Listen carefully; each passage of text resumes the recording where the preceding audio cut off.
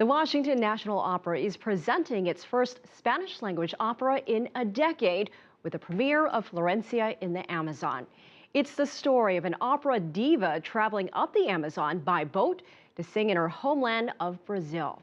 When the ship gets blown off course by a storm, Florencia and her fellow passengers undergo a transformation as they learn the true meaning of love. The opera is being performed at the Kennedy Center and stars award-winning soprano Christine Goerke. She joins us now to talk about this romantic drama. Christine, welcome to the show. Thank you. You know, the story is about an opera diva, and you are an opera diva. So how much of yourself did you pour into this role, and what did it have to do in playing this role? Well, as far as it is in fact about an opera diva. I am an opera singer, and I try very hard not to be a diva. But, you know, the thing about this role is that when Florencia boards this boat, it is a transformative journey for everyone that boards this boat. But for her, she is trying to avoid her life as a singer, as a public persona. That part of her has always been something that is pretend, and her heart has always been with her homeland and with the man that she was in love with. She left 20 years earlier to go pursue her career, but there was always a piece missing, and he was it, and the homeland was it. And so her return is technically supposed to be to open the opera house again, to reopen it in Manaus. But it is more to come back and find this piece of herself and this man that she has lost.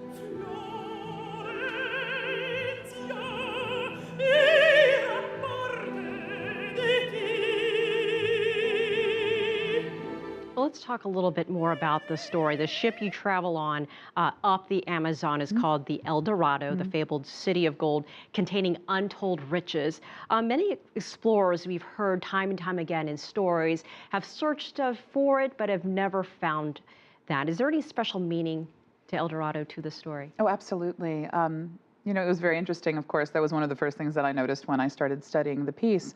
And to think about what El Dorado is, to think that this is the riches that everyone is looking for, something that would change everyone's life. In fact, the riches that we are all looking for are not necessarily gold or monetary, and every person that steps on this boat goes through this journey and they find their own riches. They find that the love in their life is what they're looking for. And so love equals gold. Yes, and so this is a romantic drama, and you mentioned a man that Florencia had left behind. Does she find him? I'm so sorry to tell you, she does not. Cristobal was a butterfly hunter, and by all accounts, he has disappeared into the jungle and has never been seen again. But my theory is that, in fact, she comes back looking for this man, but it's been 20 years, and we all can romanticize something that's happened that long ago and give it such a place of importance. And in fact, what she is looking for, though she is looking for this man, is not necessarily the man, it's the feeling again.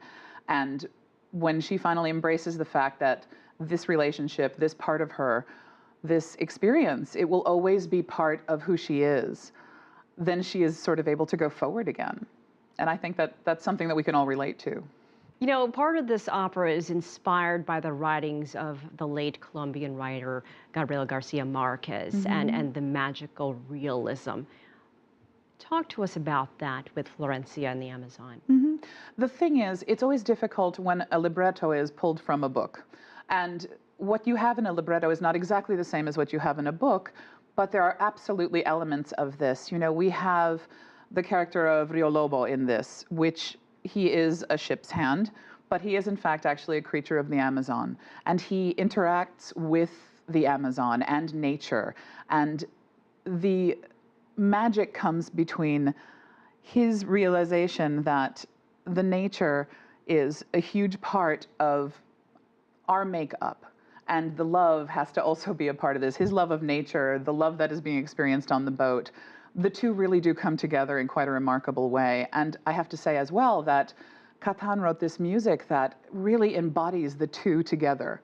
And so all aspects of this bring the magical realism very strongly to the forefront in this piece. Christine Goerke from Florencia in the Amazon, thank you so much for being here. Thank you very much for having me.